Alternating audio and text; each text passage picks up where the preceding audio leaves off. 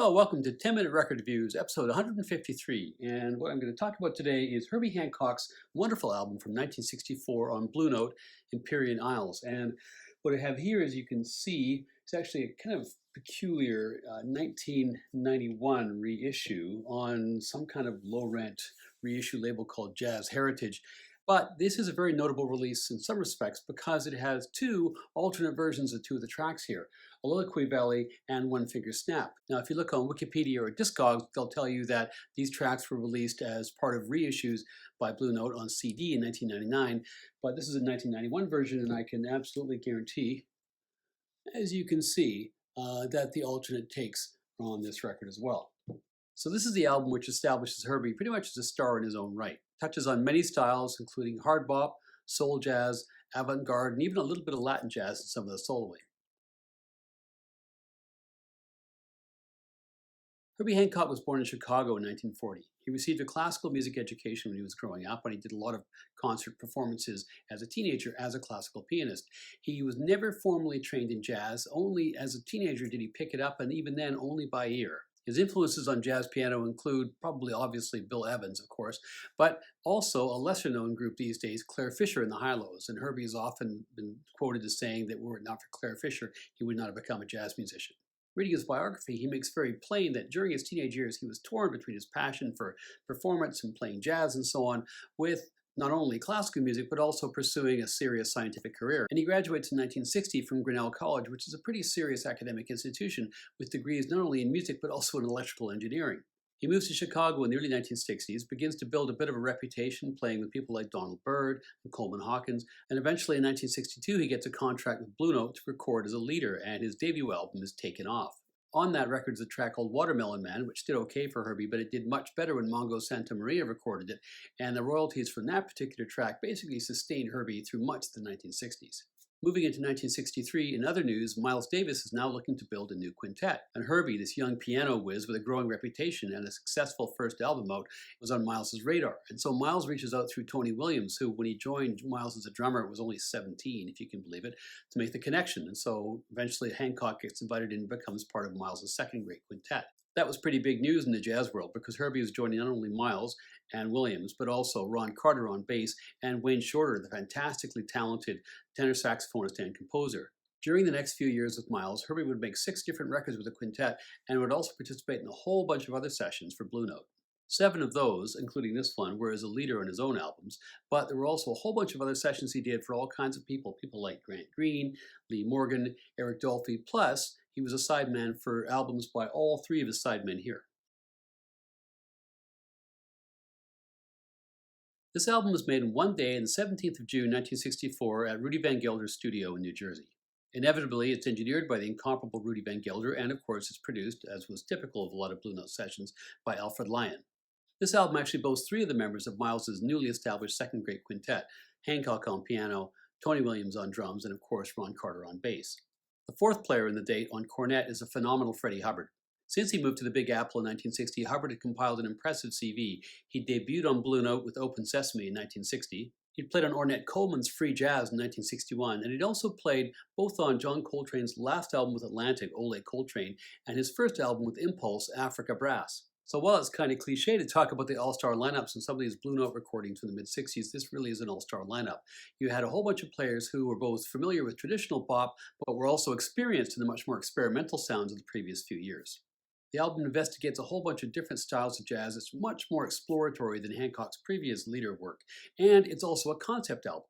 The concept of the Empyrean Isles is related in a whole bunch of liner notes on the back here by a woman called Nora Kelly, who is a bit difficult to track down internet-wise, and as far as I can tell, maybe a writer who was about 20 at the time and now lives in Vancouver and has a lot to do with opera, although that's not really clear. But she also wrote the liner notes to Maiden Voyage, another amazing Herbie album on Blue Note. Anyway, this is all based on the myth of the Empyrean. If you can think of the heavens as being visibly some kind of dome on which various celestial bodies are projected, that's basically the Empyrean. And the idea here is that the Empyrean is a sea, and that sailors in the celestial realm go from island to island, and these different islands have different characteristics. And the script on here is pretty trippy, and I'll just read you some of it just for the flavor of this. No man has ever been known to set foot upon their shores, but ships have passed close enough to glimpse, through the enfolding mist, the slender stems of bright trees swaying in the breeze, and near one of the isles to catch the lush, overpowering odor of ripe cantaloupes. Men say this island is covered with leafy green vines, and cantaloupes are everywhere. Nothing else grows there, and flourishing thus unchecked, the vines and melons attain enormous size. Nice. Setting all that aside, the band on here is completely tight, which isn't that surprising because Hancock, Williams, and Carter were bandmates, and Hancock and Hubbard had both been sidemen for each other in the past. Most folks knew Hancock at this time as somebody who played with Miles Davis. Herbie's a great composer, Wayne Shorter's a great composer, they're both part of that quintet, but neither of them at this stage in 1963-64 had really begun to push Miles in new directions, and he hadn't really taken the leash off in terms of their own compositions within that group. What people were kind of expecting was Miles-ish modal jazz, reinterpretation of standards, and so on.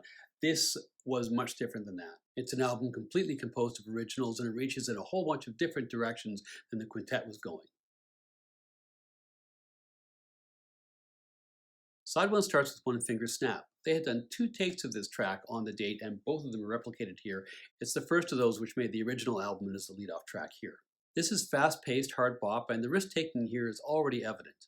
There's no formulaic head arrangement, and Hubbard really just takes off from the start. Herbie's solo here is a real wonder, and this might not sound that remarkable, but he's ripping off these amazing solo lines with his right hand, but comping like crazy with his left, when a lot of players would actually really have just focused on the soloing. This sounds unremarkable. I mean, pianists play with 2 hands, but I've heard a lot of piano played, and this does stand out. After that wonderful solo, Hubbard comes in and joins him for a few bars, and then there's a masterful drum solo by Tony Williams, who's only 18 here in this record, to wrap it all up. That's followed by the second take of the same song. There are some differences between these 2 takes, obviously, and also between the 2 takes of Soliloquy Island, which follow. They're not significant enough to spend a lot of time here, but I do encourage you to check them out. You can hear them on YouTube and, of course, in the subsequent reissues. Side one starts with the Soliloquy Valley, and this is the take which eventually made the original record. This is also a hard bop tune, but it's slower and swings a little harder, not least because it's built around this really kind of searching bass riff from Ron Carter. Hubbard establishes the theme, and then Herbie comes in with an extended solo. There is a really tight, swinging, pockety kind of feel to the playing underneath by the other band members. And when Hubbard comes in, his solo is incandescent. Side 2 starts with the Soliloquy Valley, which of course is the other take, the unused take, and then Cantaloupe Island. This is soul jazz. It's one of Hancock's most famous tunes, and it's a serious groove. The piano riff, of course, is what totally grabs you and gets people out on the dance floor. It's what grabbed all the attention from the hip-hop producers and samplers and all the rest of it. But Freddie Hubbard then uses that as a platform to take the whole song to another level with the solo.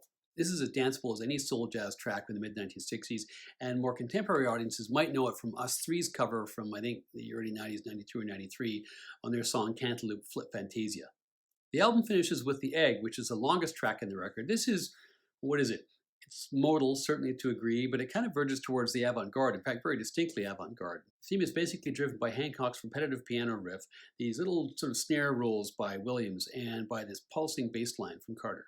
Overall, this foundation, you have Hubbard wailing in kind of a Latin way in his cornet. He gets more and more license to go different places. The song gets wilder and wilder, and then it stops for a breakdown again.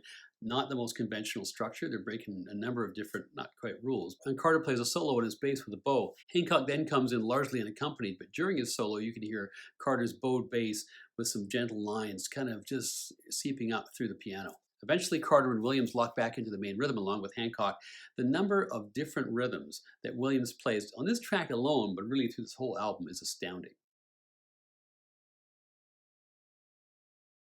This album tells you a heck of a lot about Herbie Hancock's incredible range as a composer, from soul jazz to avant-garde to traditional bop. It's really remarkable. And there's really something for everybody here. There's some thrillingly quick, inventive soloing for fans of technically brilliant playing. As I mentioned, there are significant deviations from all the cliches of typical hard bop sessions.